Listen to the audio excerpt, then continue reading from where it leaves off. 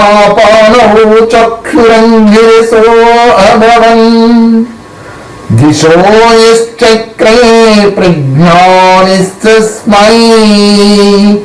జ్యేష్ఠాయ బ్రహ్మణే నమః.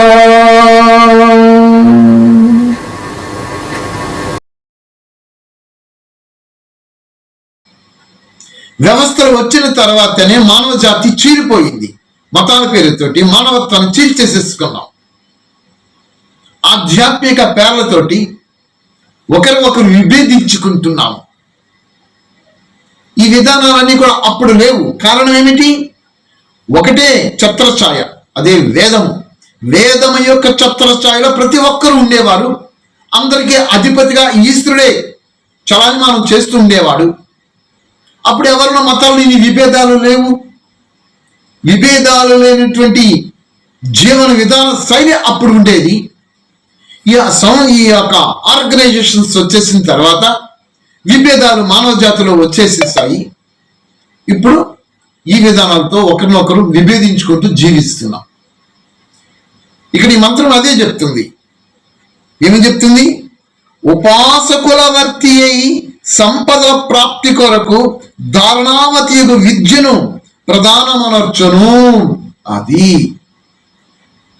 ఉపాసకుల హృదయవర్తి అయి, హృదయములలో సంచరించేటటువంటి వాడు, హృదయములో నివసించేటటువంటి వాడు.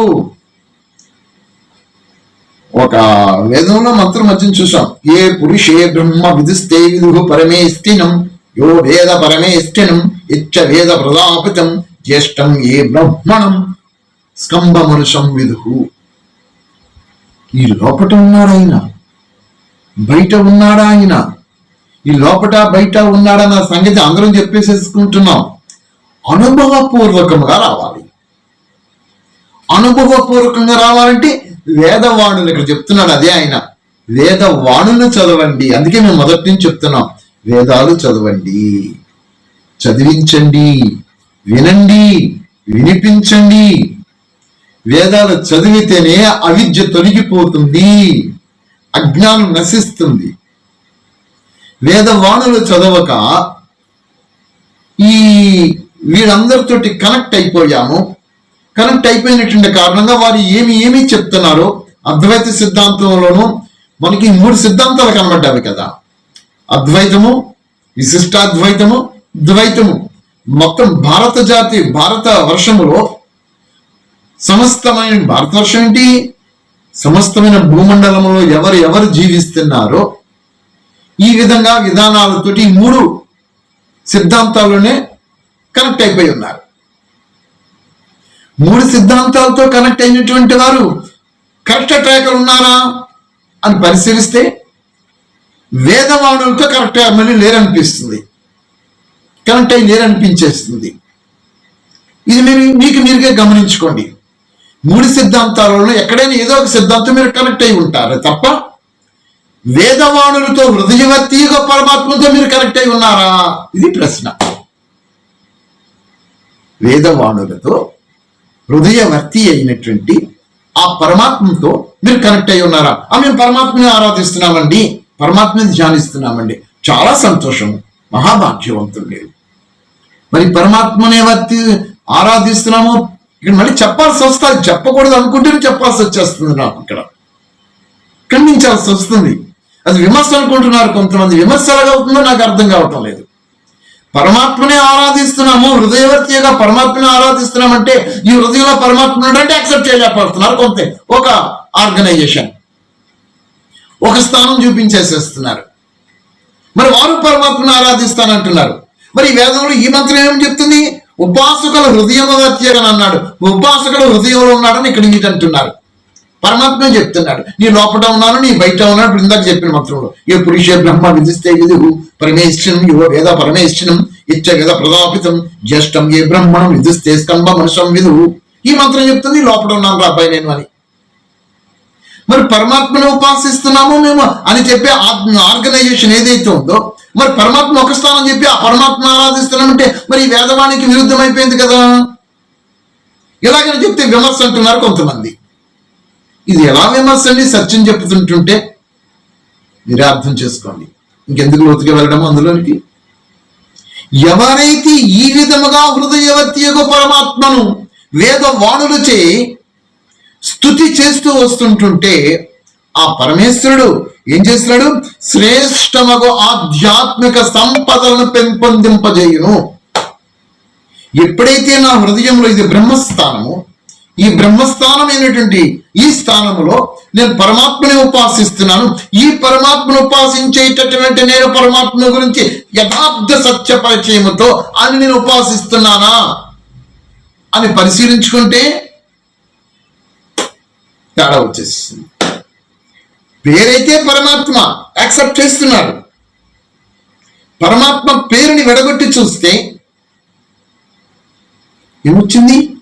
పరోక్షాసాత్మయచ జీవేభ్య సూక్ష్మేభ్య పర్వతీశ సూక్ష్మ స పరమాత్మ. అత్యంత సూక్ష్ముడైనటువంటి వాడు, సర్వత్రా వ్యాపకమైనటువంటి వాడు ఈశ్వరుడు. ఈశ్వరుడు నామము పరమాత్మ. అంటే పరమాత్మ సర్వవ్యాపి అన్నమాట. పరమాత్మ పేరు చెప్పి పరమాత్మ సర్వవ్యాపి కాదని చెప్పడం ఒక ఆర్గనైజేషను. పరమాత్మ సర్వవ్యాపి అని చెప్తూ పరమాత్మ లీలా మనుష్య శరీరం ధరించాడని ఈ అవతారవాదాన్ని ధ్యానం చేయడం ఒక మార్గము.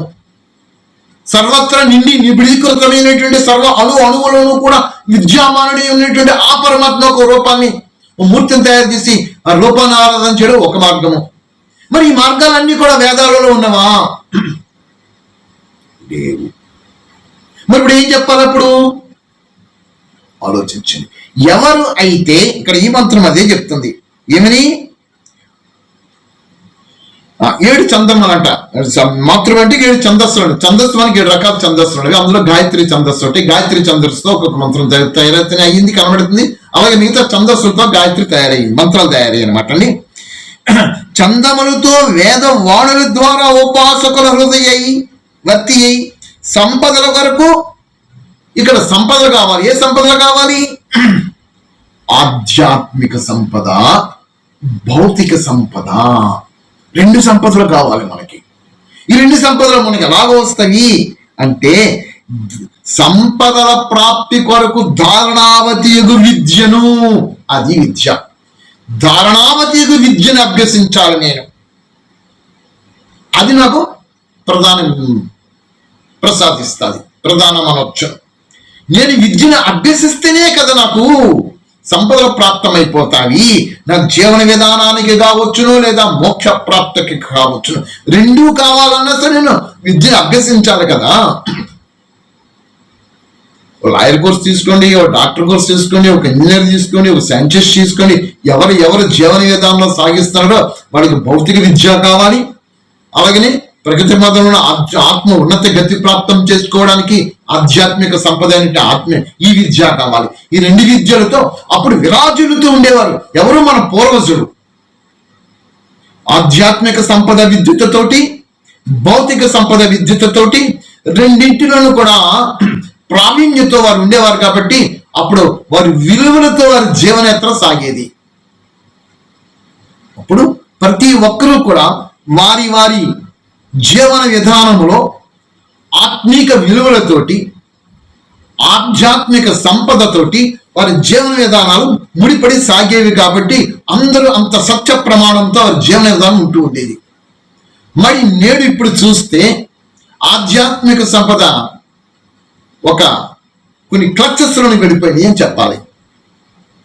నామకే వాస్తే ఆధ్యాత్మిక జ్ఞానం వింటే మంచిది, పుణ్యము అంటూ అదొక అలంకరణగా ఆధ్యాత్మిక జ్ఞానాన్ని తెలుసుకుంటున్నారు. మంచిది, బాగుంది, వినాలి, కొంచెం ఏదో అనే విధానములతో వెళుతున్నారే ఆధ్యాత్మిక జ్ఞానము దగ్గరికి, ప్రవచనాలు వినడానికి వెళుతున్నారే తప్ప తన స్వయాన్ని పరివర్తన చేసుకోవడానికి వెళ్ళలేకపోతున్నారు. వెళ్ళినటువంటి మహానుభావులు వాళ్ళకి నమస్కారం. అనేవాళ్ళే చాలా మంది, మోస్ట్ ఆఫ్ ద పీపుల్ మంచిది, ఆ భగవంతుని జ్ఞానం వినడం మంచిది, పుణ్యం వస్తుంది. నా పుణ్యం ఎలాగ వస్తుందండి? జ్ఞానం వింటే పుణ్యం ఎలాగ వచ్చేస్తుందండి? జ్ఞానం వింటే మీకు ఎలాగా మంచి జరుగుతుందండి?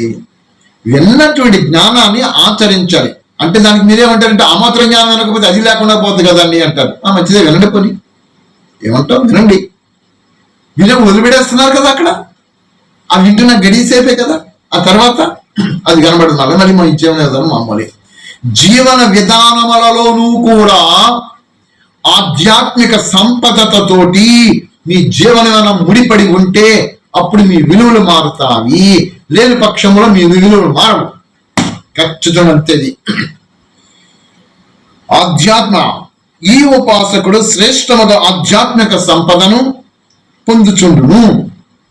తాత్పర్యం చూస్తే, భావార్థం చూస్తే, గాయత్ర్యమునకు 7 చందములతో బద్ధమై ఉన్న వేదవాణుల గానములచే పరమాత్మ సాన్నిధ్యంను పొంది ఉన్న యోగులకు ఋతుంభర ప్రజ్ఞ ఉత్పన్నమైనందున సకల ఆధ్యాత్మిక సంపదను ప్రాప్తించగలవు. ఖచ్చితంగా చెప్పేస్తున్నాడు. ఎంత అద్భుతం! ఏమని ఈ మంత్రానికి ఇప్పుడు జరుగుతున్న తంతికి ఎక్కడ పొత్తు లేదండి. ఈ మంత్రానికి ఇప్పుడు జరుగుతున్న తంతికి ఎక్కడ కుదరటం లేదు. ఇక్కడ ఈ మంత్రం ఏం చెప్తుంది? 7 చందములతో తయారైనటువంటి వేదవాణుల గానముచే నిరంతరము ఆ పరమాత్మ యొక్క గానం హృదయ అంతరాల లోపటి నుంచి రావాలి. హృదయాంతరాల లోపటి నుంచి రావాలి గానం. ఆ పరమాత్మ సరెండర్నెస్ సమర్పణమయ్యానా? నేను సమర్పణ ఎందుకు అవ్వాలి? నా జీవన గతిని మార్చుకోవడానికి అవ్వాలి. నేను ఈ శాశ్వతమా? ఈ దేహం శాశ్వతం కాదు నాకు. ఈ సంపదల శాశ్వతమా? కాదు నాకు. లేదా నా కుటుంబ వ్యవస్థ, భార్య, భర్త, బిడ్డలు శాశ్వతమా? కాదు నాకు. శాశ్వతముగా అనేటువంటి శాశ్వతమనే భ్రమసి అందులో జీవనయాత్ర సాగించడమే అస్మితతో ఒక అవిద్య. దీనిని తొలగించుకోవాలంటే నేనేం చేయాలి? వేదవాణులు చదవాలి.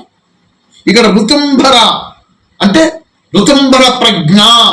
ఋతుంభర ప్రజ్ఞ అంటే సత్య శాస్త్రం యొక్క జ్ఞాన ప్రజ్ఞ. ఇది నాకు ఎప్పుడు వస్తుంది?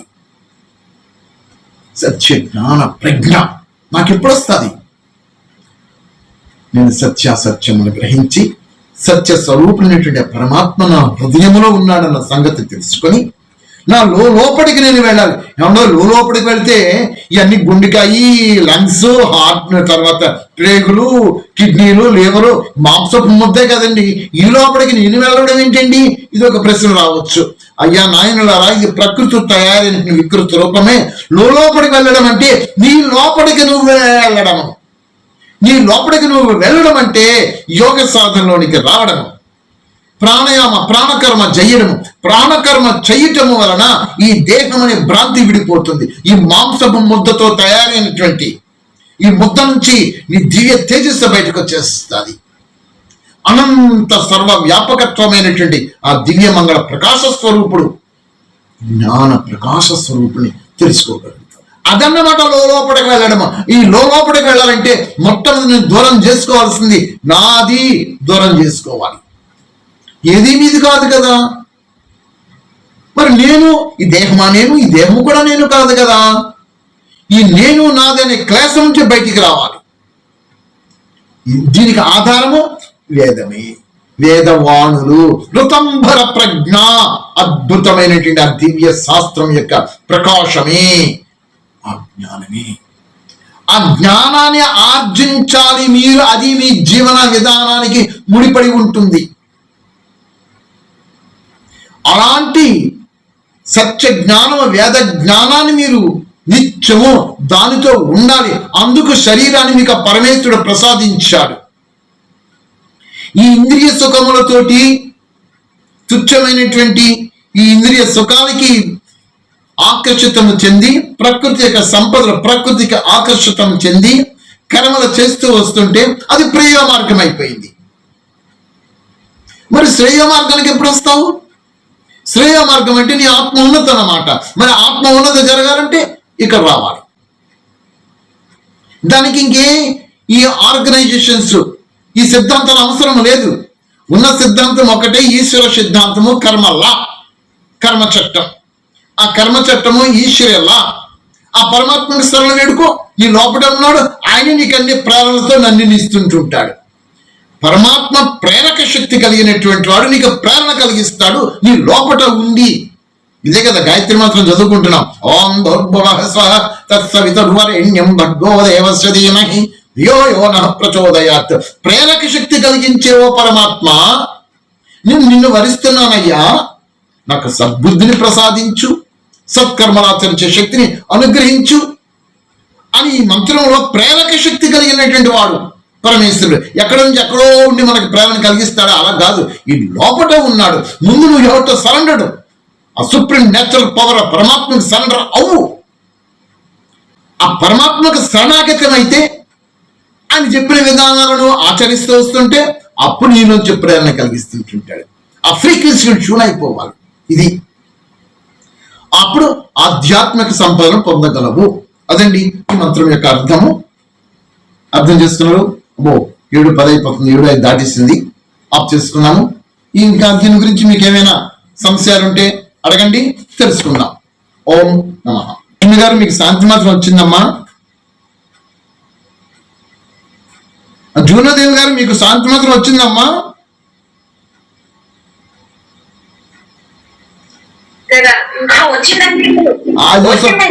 చదువమ్మా, శాంతి మంత్రం చెప్పమ్మా. ఓం శాంతి, ఓం అంతరిక్షం శాంతి, ఓం పృథివీ శాంతి, ఓం ఆపః శాంతి, ఓం ఔషధయ శాంతి, ఓం వనస్పతియ శాంతి, ఓం విశ్వే దేవాః శాంతి, ఓం బ్రహ్మ శాంతి, ఓం సర్వగం శాంతి, ఓం శాంతిరేవ శాంతి, ఓం శ్యామా శాంతిరేది, ఓం శాంతి శాంతి శాంతి. ఓం నమః.